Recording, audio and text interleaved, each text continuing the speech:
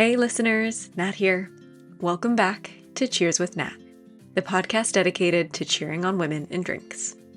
Today's guest is Nicola Hart, founder of Agua de Madre. Nicola starts by telling us all about Agua de Madre's signature product, water kefir, including what it is, where she first discovered it, and what led her to start making it herself. From there, we discuss how the business evolved over the years, why Nicola traded a career in filmmaking for one in fermentation, and the unexpected parallels between the two, what keeps her grounded outside of work, and lots more.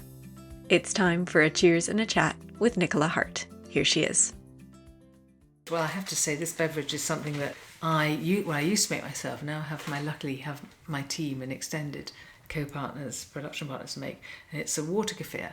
And this is my favourite flavour. This is a blood orange water kefir. And it's actually, when I discovered water kefir in 2016 actually in Brighton at Silo, which is Doug McMaster's, was his restaurant in Brighton of sustainability, and he was looking at new and interesting ferments. And water kefir was one of the things I tried. And I'd never heard of it before, and it was on the menu. As it didn't specify it was, I think it was on the softs menu. Okay. Listen to that fizz, that lovely fizz. Yeah, I was thinking that's a nice sound. Yeah. Here you are, cheers. Cheers. And I thought, this is amazing. It tastes like alcohol, but isn't. But then I kind of thought, ooh, I'm getting a buzz. Mm-hmm. And I thought, is that from just the bubbles? Is there any alcohol? Is there any residue alcohol? And I didn't. And actually, that started my journey of healthy drinks. Wow. That started my journey into water kefir. Yeah. And my first time trying it was last year. I was at a little wine shop, that had a sort of pantry as well, called Mother Superior in Nunhead. And I found it down there, and I thought it was funny that it's Agua de Madre, kind of like that link that the shop was called Mother Superior as well. And I picked up the back and was reading all about it. I went to dinner afterwards and was still studying the can and Googling all these things. So you get to tell everybody all about it. But I'm very excited to have it again and kind of learn more with you about your discovery of water kefir. So tell us a bit about what your role is in the world of drinks, and then we'll come back to the specifics of making this and all that sort of stuff. In the world of drinks, my role isn't that big in the world of drinks, but I suppose when I discovered it in 2017 and trialled it, started making it at home and trialling in restaurants with friends in London and we're getting a very good reaction, I thought maybe this is a business, so maybe I should share this with the world. And it seems like up till then, water kefir then had not been commercialised. And I never quite understood why. And I'm kind of beginning to understand now, 7 years on, why it's tough. It's a tough drink to bring to market. But I just thought this needs to be shared. Yeah. Not just because it tastes so delicious, but because of the health benefits as well. And as somebody who doesn't drink anymore, really. Yeah, after it's having that children. substitute.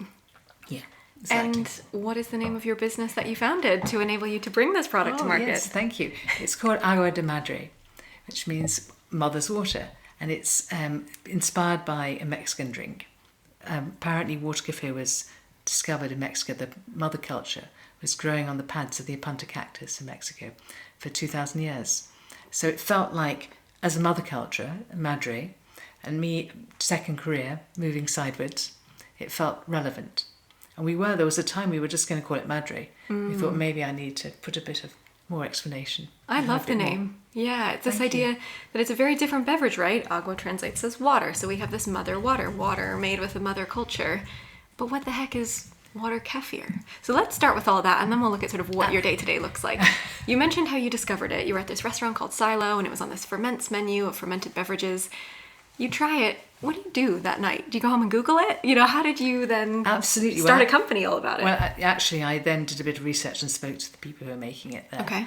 And actually spent a day or two with them, helping them in the restaurant, also in return for showing me how to make it and how they make it. Though actually this is a very different recipe, and I think I took it home and evolved it. Okay. I got the grains from a wonderful company called Happy Kombucha, actually, and they specialise in selling mother cultures. So mostly kombucha mother cultures, but also dairy kefir.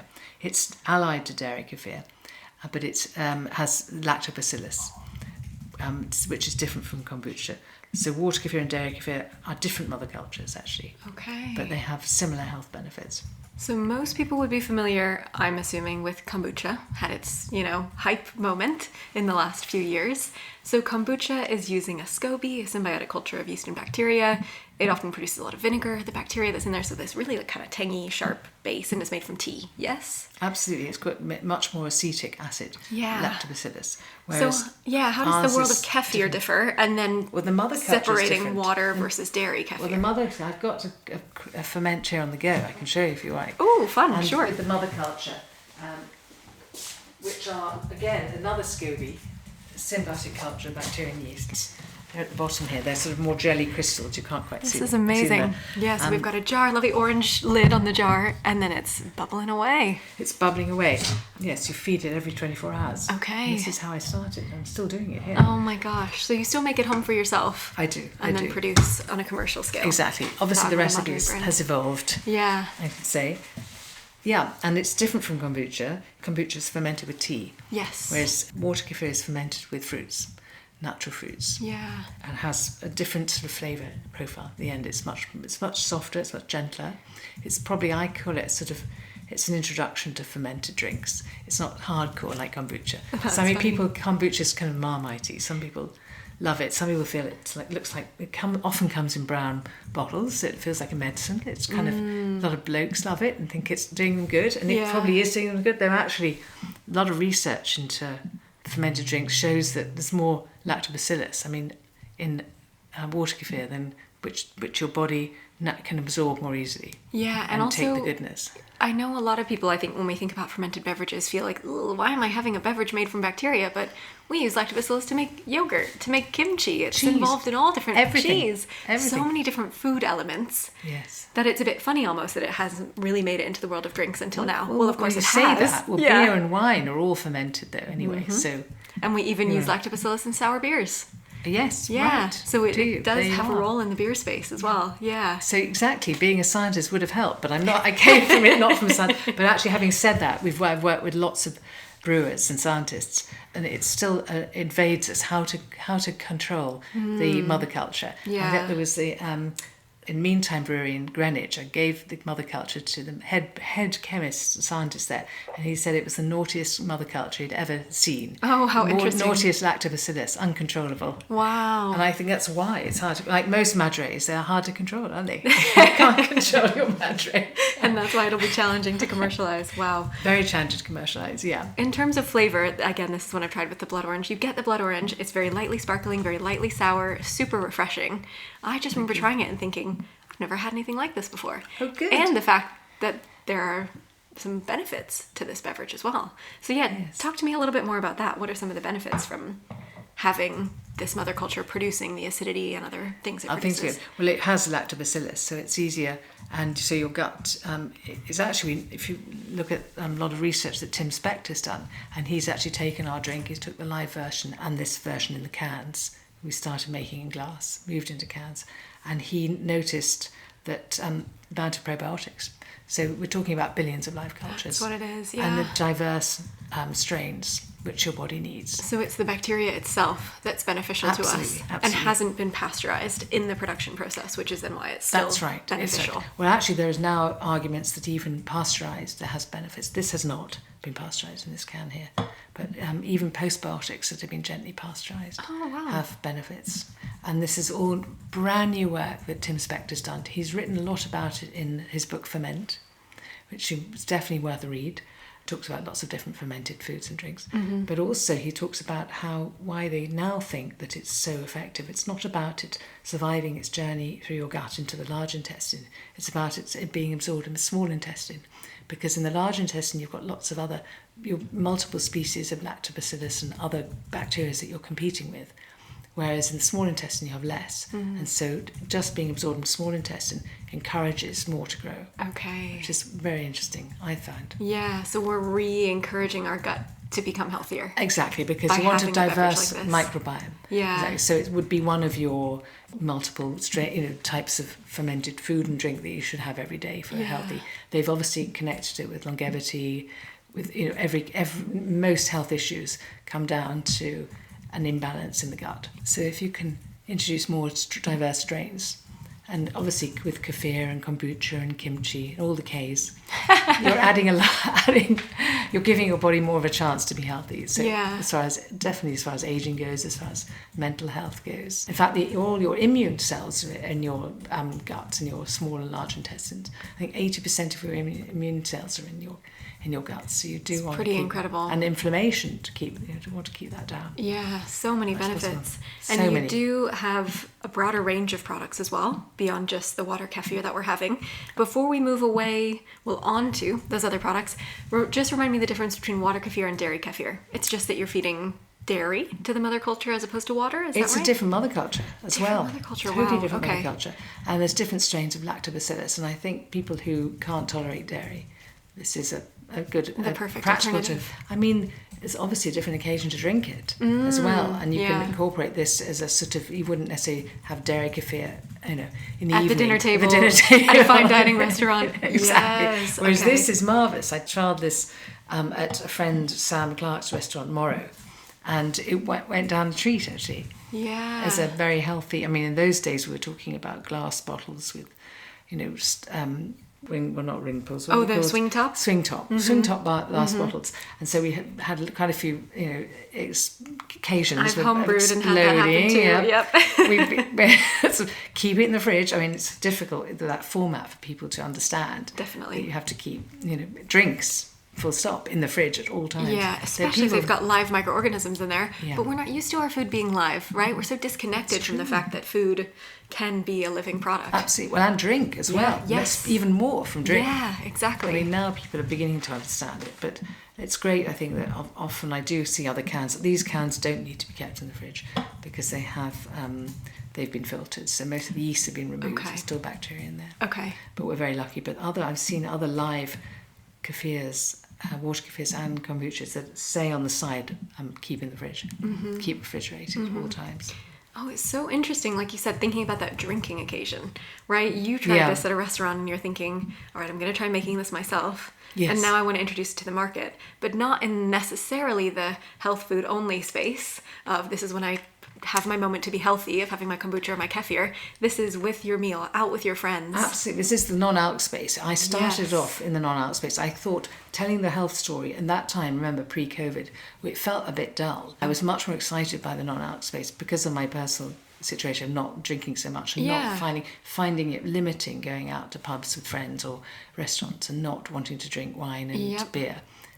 Sorry. And not having anything there for you. And then not having yours. So limited with water and tomato juice and, sweet elderflower or whatever. No need to say sorry. I love non-alcoholic stuff too. That's why I'm here. I discovered this. It was so flavoursome and I thought, how the heck do you make that? Tell me where did you learn about this? So it did open a whole world to me. Yeah. Exactly. So the no alcs got me into it, thinking about no alc situations to drink it. Yeah. And no low. And that was sort of at the time when other people were thinking about no low as well. And kombucha, so it's coming. I thought there were so many kombucha brands. There's no way. I wasn't ever going to go into kombucha anyway because I wasn't in love with the flavour. Yeah. Whereas this felt much more accessible.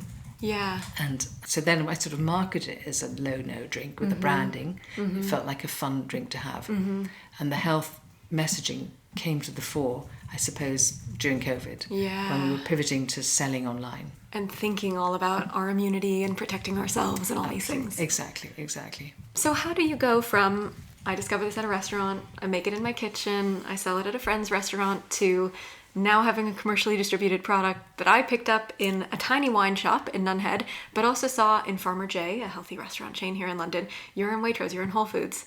How did you go from that to that? It's a bit of a journey. It's taken a few years. It's taken 7 years to do it. Well, I raised money. I hired, actually, first of all, Sam Clark at Morrow gave me a little tiny bit of money to support going into her restaurants. And then I was able to also hire a head of production who had been a wine producer actually, and brewers. Actually, before that, I found young people to help me brew because it was taking over my life. Yeah, my especially if you're still maintaining your mother culture. Yeah. Exactly, and of course it grows every time you feed the mother culture. If you're feeding it properly, new jar. Exactly, it doubles, quadruples within days. It's not like kombucha that takes up to 2-3 weeks to ferment. This happens in 2 days. So 48 hours, your babies are screaming at you, feed me, feed me.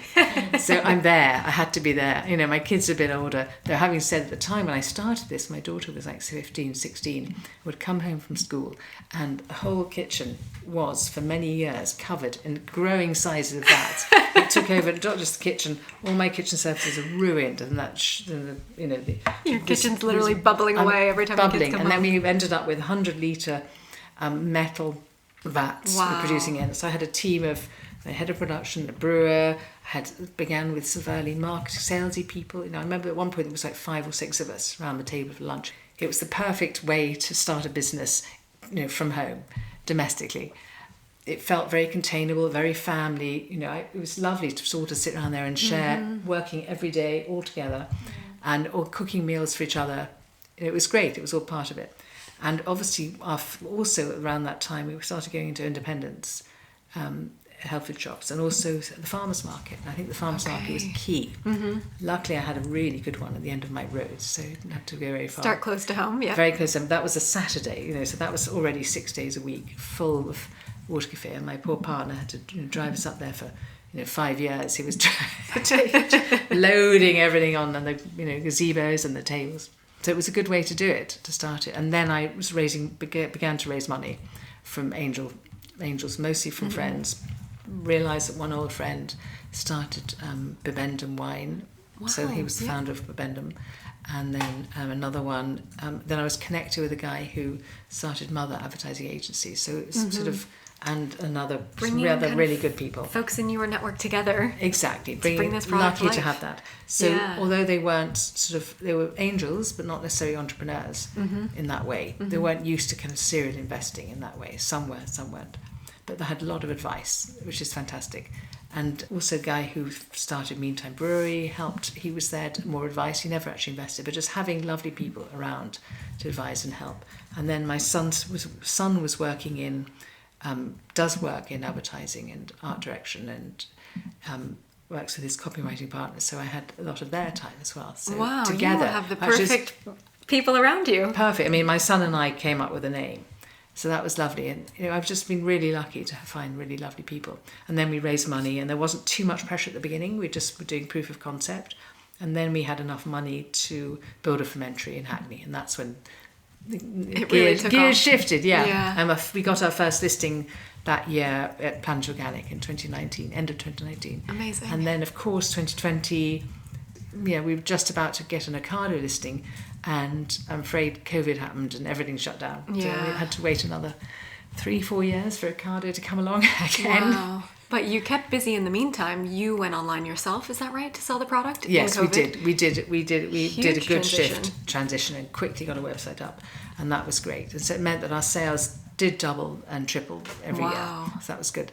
It wasn't until we had enough money to do meta ads to really throw at it that our revenue of the last year has it's definitely 300% more. That's amazing. So it's good. And of course it's word of mouth, but not just that, because actually now it's the zeitgeist. I mean, functional drinks you can't move, especially in London. If you're surrounded by functional drinks. So actually, having said that, even in the outlying health food shops in Wales or in Dartmoor or in Scotland, everybody's understanding now. People are drinking less, or rather they're just wanting to add value to their water. I mean, in the past I would only ever drink water. I didn't get fizzy drinks until now. Yeah, true. I personally am not really a big soda drinker either, but there's something kind of in this space of healthy sodas, and we're seeing it especially in the States, and a little bit has come over this way of soda brands that are healthy sodas like Poppy and others. Absolutely. Doing I know. a lot of a roaring trade. A roaring trade, exactly. The very inspiration. Also, when we shifted from glass bottles to cans, that was a big thing. And obviously that helped seeing all the American brands come and do it, saying Poppy and Olipop. And that kind of helped to know that people, because obviously we saw ourselves as a premium product, and so by shifting into can, that's a big discussion. And actually now we don't make anything in glass. I kind of regret that in some ways. As some markets we might have to consider going back into glass. Yeah, it's something definitely in the on trade, and in Europe, interestingly in the organic space. But cans have really been able to help accelerate our growth. But I think also it's quite interesting because we were a chill product, and now since you've been able to figure it out, that can probably help with distribution too. Exactly. But also the weight of cans over glass, significantly lighter, better for the environment, all these sorts of things. Exactly. Yeah, many benefits. You're no longer producing in Hackney though, is that right? You've outgrown that space. Sadly, we outgrew that space. Yes, right. Is that sad? It's a pro and a con. You've outgrown it, but that means the business is getting bigger. It's so nice to be able to build a community as well, and we all went together and worked together. Obviously, becoming a manufacturing business is a whole different ballgame from building a brand, and that kind of was clearly beyond us. And I still work with most of my original team. We're all together doing it. So and we've kind of some have managed to shift roles and do other things in the business, which is good. Yeah, but it's true. We now have to outsource production. That just means you need to make more, I think it's a sign that people are interested. It is. And let's talk about how the product has expanded. Yeah, what was so nice was then I kind of always wanted a familiar of kind of drinks. And so when we made the original water kefir, we used figs and lemon and ginger in the first ferment. Oh, lovely. And organic dried figs. And it just felt a waste. Actually, after the first ferment, the figs were just totally... The value of the figs had gone. The sugars had all been eaten, and you're left with just mush, which you could just compost. But the lemon and ginger still had some life in them. They'd been fermented, so they'd been partly broken down by the bacteria. But I decided, let's try doing this. We blended it up. It still had a lot of ginger, and it suddenly became another drink. So it's as a byproduct of the main ferment, we ended up with Remedio, which is here, one of the 3 flavours here. I love how sustainable that is, right? In theory, it's something that's going to waste, and you're actually able to turn it into another product. I've actually purchased this from my partner, who, maybe I shouldn't out him, but just anytime he's unwell, loves a Lemsip. And I'm like, that's not doing anything for you, It's paracetamol, it's sugar, it's caffeine. Absolutely. So I've brought these into the house so that instead of having the blackcurrant Lemsip, he can actually have blackcurrant, ginger, and beneficial things for the gut. Sure, you can take a paracetamol if you're really feeling unwell, but you don't need a beverage to give you that. You can use a beverage that will give you things to boost your immunity to hopefully not get sick as often. So I've pushed them on him subtly. Thank you. He's more a fan of the ginger and the turmeric right now. Ginger, I love them. I go alternate between them. This is the blackcurrant. People have called it hipster Lemsip, which is nice. That is probably what I was thinking. Yeah, I just hadn't come up with that name myself, but definitely. So it's the kind of ready remedy. Yeah. And so kind of it was called. I think I originally called it Remedio Natural to kind of give it a kind of all-rounded word, but we kind of got shortened to Remedio pretty quickly. Yeah, and do you see that kind of spike in the flu season in the winter? I hate to say it's a massive spike in the winter, and this accounts for over 60% of our business at the moment. Wow. In figures and financially. Pretty incredible. Which is great to be able to cover the whole season, all seasons, and become hopefully a trusted brand for families to be able to find. And of course there's the shots, which are a whole other thing, but that's a fermented again. That's some. How are those made? That's different to the other products. Exactly. Well, actually, this is now we have to say we add a lactobacillus, but called Bacillus subtilis, into them. Okay. So that's proven to have. It's a proven probiotic. They're not allowed to say it in this country that it's probiotic. So you're getting the ginger, the turmeric, the benefits that they give us for the immune system and vitamin C, etc. Then you're also getting the probiotics too. Which is why it's called a culture shot. Exactly. Nice. And it tastes very good too. Right, and those which is important. A lot of us do plug our nose and take the healthy things we have to, but if you can find a version that tastes good, even better. I know, and I mean, Moju make a really good, strong ginger one, but it doesn't have light cultures in. So okay, so this is the next step. If you're used to the Moju one, come here next. Exactly, and not much difference in price, I have to say. Yeah. And these, we've seen our sales go up in this, obviously. I think people at shots, you keep thinking, are they going to take off? Is there a world where people like shots? I mean, I know the dosing bottles do very well for Moju as well. And maybe we'll get there. Are you mostly in the UK at the moment? So anyone in the UK can order online, or can folks access you from Europe and beyond? Actually, we do have an American website up and running. Oh, amazing. And I have to say, some people order Remedio from the States, and of course the postage is extortionately high because it is. Yep. And so far, so good. We've managed to fulfill those orders. Wow, amazing. Isn't that amazing? Yeah, right, because with podcasts people can listen from around the world, so I was curious where people can find you. You can get us everywhere. I mean, in fact, having said that, in Europe it'd probably be a bit harder, though we are commercially going. We've got a lot of now partners in Europe, so we're beginning to export. So we've got Switzerland covered, looks like we've got Holland covered, there's a few territories that we've got France, we've got sales agents in France and things. Wow. So finally it's sort of happening, the European expansion. Yeah, that's amazing. Now, I imagine it's changed over the course of the business, but what does your day-to-day look like now as the founder of Agua de Madre? What sort of projects are you still working on? Are you dreaming up the next product launch, etc.? I'm sure it was very different to making it in your kitchen, you know? I know, I'd love to have more time to do MPD. Well, I'm still working very much day to day. I did hire, the good thing was to hire a very sharp young MD a couple of years ago, and that's really helped change the game, because it's quite lonely being a sole founder, and it's a lot of responsibility. And my background is not in drinks. I wasn't somebody that's kind of started, post university into drinks. It's something that came into later life. Yeah. So although I've had a sort of businessy, creative background, it's helpful to have somebody who's young and, ambitious. Yeah, exactly. and full of energy. And let's talk a bit about your background then before drinks. I read that you were a filmmaker before drinks. Is that right? Yes. That's amazing and so different to what you're doing now. Different. I know, I wonder if I should go back to it at some point, but I don't know. I was going to ask, do they overlap at all? Well, they Have can you made any do. interesting films for, the product? They can do. I think it's all about storytelling, isn't it? And building a narrative. So that's kind of important, isn't it? Yeah. Though I haven't had enough time to... I did make a bit of content, but I haven't been doing that recently. I probably should go back to that, fulfill my creative juices. But my involvement in the film world was everything from working on scripts to producing, as well as a bit of directing. Wow. So, it's totally different. But you do all the skills you get from organisation, making things happen. You've got a budget. In fact, I'd say that probably working in the drinks world is much tougher, because in film production, you might have a sort of 10-week production time when it's 24/7. But then you have the downtime before that when you're working with scripts and raising the money, and then you have the downtime after when you're editing.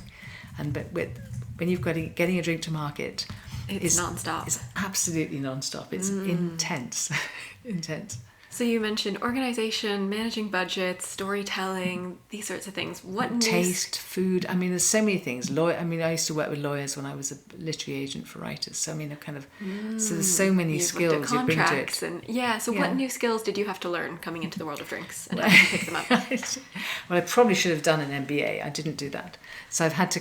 Well, you learn by doing, right? There's the argument of going to study, or whether you actually are better off learning by doing. And I think even if I'd done an MBA, I think I would have still made the same mistakes, because especially this kind of world, this kind of drinks, there's no formula for doing it. Yeah. Really. I think maybe knowing how to sort of the right kind of information to give to kind of top buyers, I don't even know if that would have helped. For grocery, for retail. In terms of explaining the product? No, for the financials, say, the commercials, and knowing what they need. Mm-hmm. Even, you can hire, I've got a very good, head of grocery for that. Yeah, right. So you're bringing in the expertise that you may not have had. I think actually what it is just about knowing people and having a good team around you. And were there any people from your previous world of film that then did come along on this journey with you? Only during COVID, we did a competition called Home Madre. It was a filmmaking competition for women filmmakers. And so we got a lot of people who obviously couldn't really leave their home. So that was rather nice to kind of bring that into, and we gave them a financial prize, and they had their film shown at the Curzon Cinema. Oh, that's really fun. So that was just a nice way of kind of trying it all together. Yeah. I think, and that meant being able to still stay in that world.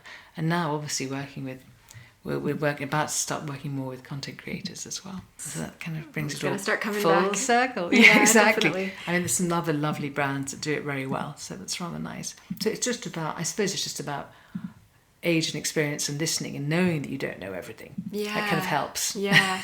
Which not everyone has that ability, right? We need to be confident in ourselves to say, I actually don't know, and to ask for help.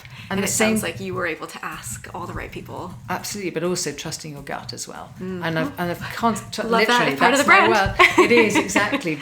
Trust your gut is, pretty much one of our lines. Get a good gut feeling, actually. So it's what it's about. And more that comes back. And all these kind of people I deal with in the drinks world, and they're kind of, all lovely people, but some, I think I have to stop myself from thinking, just because they've been in the drinks world longer than me, that they know more about what they're saying. But I think it's mostly bluster and confidence, and I suppose it's mostly blokes, And I suppose one's experience of blokes doesn't change throughout your life, does it? You kind of know to take most of what they say with a pinch of salt. You're all about the mothers, you're all about the women. It's all about the men. Yeah. Well, there's less ego involved. Though actually my team are gorgeous, but I'm just saying, just generally, in the world, and the kind of the confidence they have from, Another thing that's standing out for me is they don't have A, the knowledge, or B, the passion for this particular product. So sure, they might know the world of drinks, but the way our conversation started, it was just as geeky as we could get, right into the science, because clearly you discovered something and you found, I don't want to be the only one to benefit from this. I want to find a way for this to reach more people. So I hear that coming through with everything that you're talking about. It's not necessarily about how do I make the best brand. It's I have a product that's actually going to benefit people. How do I get it out to those people? Exactly. I mean, it's taste first. Yeah. Absolutely. And so I think when I see other brands growing pretty fast, and I kind of feel a bit cynical because maybe the flavour's not quite as good. We've got some of our sibling brands. I kind of think, well, they're more of a construct, and ours obviously comes, which is easier to make. Yeah. And their cogs such less, and they achieve their margins are much higher, obviously. And I suppose it's getting that story across and the education attached to it as well. Yeah. And I suppose that comes back to the storytelling, doesn't it? There we go. About how you bring it all together in an accessible, fun way. Yeah. And also kind of getting the Madre personality over, because that so needs to be a part of the brand, how we go, how we grow. And a big part of what you do is give back as well. So 1% of all the profits go to charities. What sorts of organizations do you support that kind of help that Madre vision come to life? Yes, well, we started off with a Mexican charity called Mariposas, which is about getting young women into education. And we will carry on. I mean, we're talking about 1% of profits. It's very little money at the moment, because I think you probably know that growing a drinks brand is not about profits. You're going to spend a lot to make that exactly, money. Yeah. Exactly. So we're giving anyway, even if we're not in profit. We're giving small amounts. And then bringing it closer to home, I got involved with Hackney School of Food, which my lovely team are now running with, and have supported a few events there. So that's about educating kids as well, their parents, into food. With that next generation. Yeah. Absolutely. It's all about that. And it's so good to see that it's still happening, that people are becoming more aware about the food they put in their bodies. Food is our fuel, food and drink. You have to think about it. I think even since my kids were young, even when when my parents were feeding us, there was always a sense that what was good for you, what wasn't necessary. So I was very lucky to have that background, I think, and that food and health went together. Well, I love that you've kind of brought up that topic of you being a child, because I always love to ask people, when you were little, what did you think you would do when you grew up? What did you dream you? I had no idea. Yeah, were you like astronaut or who? Yeah, you never thought you'd end up here. But what did you think you might do? Well, interesting. My mother she was obviously a wonderful inspiration, and she was an entrepreneur and had cinemas. So she had cinemas. So the link to film is there. Absolutely, but she had the screen cinemas, which she started off with one in Islington, not too far from where we are now, the screen on the green, and then evolved a few over London, a few outside London. So I was always, from very young age, meeting filmmakers and hanging out with weird independent American directors who used to come and hang out with us. That was quite many characters. And late night screenings at the screen on the green, all night screenings, So that was kind of a fun. That's what obviously I always ended up thinking that I would probably end up in film somehow, which is obviously what I did. Yeah. But I was always interested in food. Yeah. And what then, from the film world, since you envisioned that being the future, and we have that storytelling thread that's come through with what you're doing now, how did you go from thinking, sure, I could discover this and just drink it at home and share it with my friends, to thinking this needs to be a business? What was the switch that happened? That's interesting. I suppose I was frustrated with how long it was taking movie projects to happen. And it took, I think, 10 years for one project, but it only came out last year. Finally, a film I was involved with, though, obviously. 10 years? 10 years. Well, that's is not that very normal? much time. Wow. It's becoming more normal. It's I wouldn't much have the harder patience for than that. movie industry. And a film finally was made, but my credit became executive producer, because I obviously wasn't able to work on it day to day. Okay. A marvellous film with Jude Law and Alicia Vikander called A Firebrand, which is based on a book it's about Henry VIII and Catherine Parr, actually, their relationship. That's a stunning film. But so I'm very frustrated with the slowness of movies and how long it takes to raise money and get them made. Then you move to a fermentation that takes 2 days, and I like the speed of this. Turnovers could be. Though, of course, to build a business also takes probably 10 years or more. I'm sure you'll tell me. I guess we never know, right, how long it might take to get things off the ground. But it's really interesting learning about how one goes from an idea to a baby step, to the next step, to now a brand that's distributed around the world. Total naivety. That's what it does. Sometimes that is what we need, right? Absolutely. Not knowing how challenging it's going to be. Just do the first step. Yeah. Doesn't matter. I mean, obviously you learn on the way, and of course one could give advice, but actually it's just starting and having the passion and commitment and knowing that it's going to be a long haul. It's not going to be a sprint, and to stick with it. But you'd also been prepared for the long hauls from what you'd been doing in the film world. Exactly. Yeah. Any other advice you'd give looking back? Would you have done anything differently, or you're happy with the way things have unfolded? Well, I don't think any amount of research would necessarily have helped. But obviously it's good to feel at least that you're in a space that there is growth. And I think, I'm amazed that people, there's always these kind of new granola brands or these porridge brands. I think it's so saturated. Even kombucha brands, it's such a saturated market. Why would you start with that? So I think I would only going to do it for something like water kefir, because I knew there were not that many. I think we've now become, there are obviously a few great brands coming up as well behind us, and there's obviously loads in Europe and America. But it's great to feel that you're kind of at the front of something, and we're kind of, holding the flag for you're really carving that path. I think so. It's taken some time, and I think we've done a lot of the hard graft, and it's helping everybody else. Yeah, which is good, because you want more brands. You want more boats, a more general understanding of what sailing, this is, and more people discovering it to raise the category. Exactly. Yeah. So what is it that keeps you grounded outside of work? Grounding, literally lying on the floor. I've just been, in fact, dear Adam, my lovely padre of sales, and you might know him, he started a kombucha brand called Jar. He introduced me to this hysterical acupuncture mat, which is, you read about acupuncture mats, and it's made of sort of these plastic discs. Yeah, and this is the little needles? No, this Not is that next one, level. okay. Yes, this is needles. This is actually Ukrainian invention. Okay. So the box is hysterical. It comes like a pizza box. Yeah. So it's small and compact. I should show it to you. And it's got needles, and you lie on this bed of nails. They're made of silver and copper. Okay. And that certainly wakes you up. And that helps with grounding you. It helps with stress and anxiety, and obviously other health issues. And you don't have to do it for very long, I take it. You just lie for... My personal best so far is 3 minutes. I've had it a week. So this is a new discovery. Got up to 3 minutes. Whereas Adam he says he could fall asleep on it. He says he can be on it for 15 minutes. Holy moly. I got my kids to try it yesterday, and it was great. It was a good party game.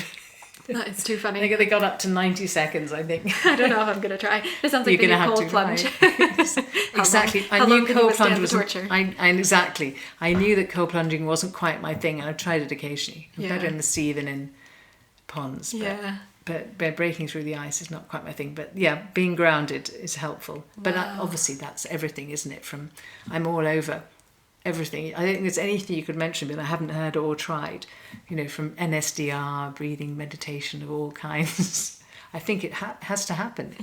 Especially now in this world. It seems to be a very different climate from when I was younger, post-university. Yeah. When stress and mental health wasn't a thing. Yeah. You also mentioned before we started recording you love food. You said maybe I'm more of a foodie than a drinks person, actually. How does food kind of keep you grounded? Do you like exploring new places? Do you like to cook at home? Yeah, since being back in London, it's just so exciting, especially in N16 in Stoke Newington, where we are now.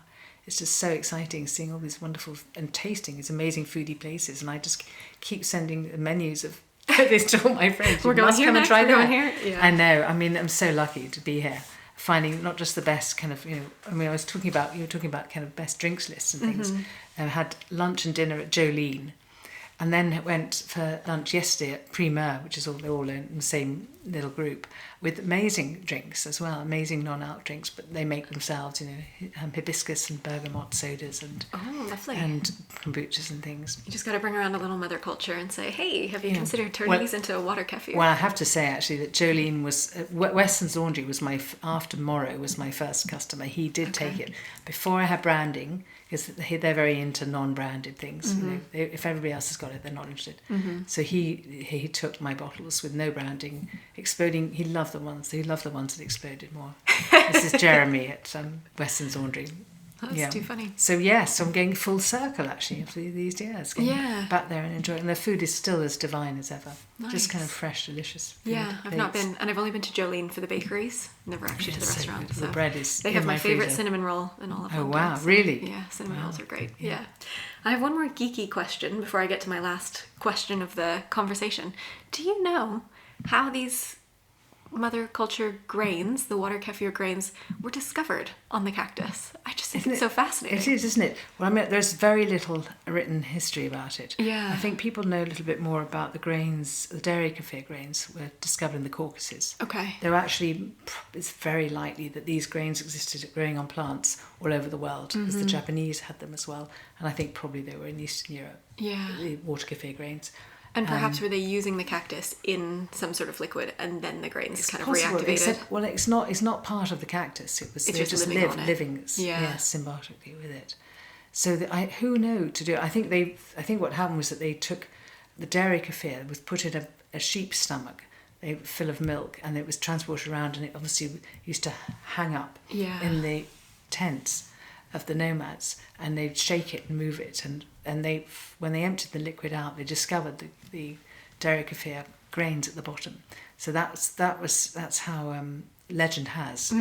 That's how it came to be. Right. So I don't know quite how this happened. It's amazing, and everybody's trying to do the research to find out. So it's impossible. So it's lovely to have it as sort of magic crystals. Yeah. And these are a bit prettier than the dairy kefir, which is sort of cloudy and gloopy. Okay. Whereas these are lovely jelly crystals that. And you can just buy them if you wanted to start making this yourself. You can now. But if you don't want to do the work, you know where to go. Agua de Madre. Find your new favourite. Lovely. Thank you. Okay, last question is, we talked about what got you, last question before we go to our last call round. Quick questions, quick answers. We talked about what got you into working in the drinks industry, but what keeps you here? What keeps you here? Well, it's compelling, isn't it? It's compelling to see the business grow. It's kind of finally, especially now, it seems to be. I'm enjoying the adventure, enjoying the ride, and boy, what a ride! And for the UK market, you really are creating a new category, and so I think watching the evolution of that must be pretty incredible. It's fun. It is fun, and working with a great team and these great young people who bring so many creative ideas. Amazing. Which is wonderful. It's inspiring, actually. All right, last call, quick questions, quick answers. Sure. Do you have a favourite beverage-related book, podcast, or program? Well, I mean, I listen to Hungry, which is more sort of food, but they do have a few drinks people on them. And so we're talking about podcasts now, obviously. But also there's another one called People Doing Things. Okay. With Ed Little. And he does a lot with food and drinks entrepreneurs in England. Nice.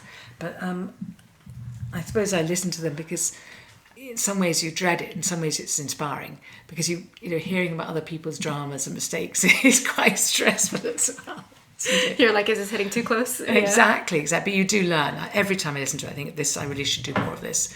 And yes, what else is there? There's sort of, I think that's probably it on drinks. Yeah. I'm not reading books about drinks so much. Yeah, we could mention Tim Spector's new one, and I'll also link the Instagram live that you did with him recently, which I checked out, and that was really nice, kind of going into your product, into his book, and the other things he's discovering about fermented beverages, so we can shout that out too. I have to say, I've been on to Tim Spector for some years for him to take water kefir seriously, and it's taken a few years, but finally he's realised, because he's always such a fan of kombucha, so nice. We had to. And there's a great book called Which Wine When. Do you know this one? Yeah, that about pairings. Claire, about pairings. Yeah, it's beautiful. That's great, isn't it? But not drinking much wine anymore, though I adore having a bottle around, even if I'm not drinking it. Just for a special occasion. A special occasion, yeah, exactly.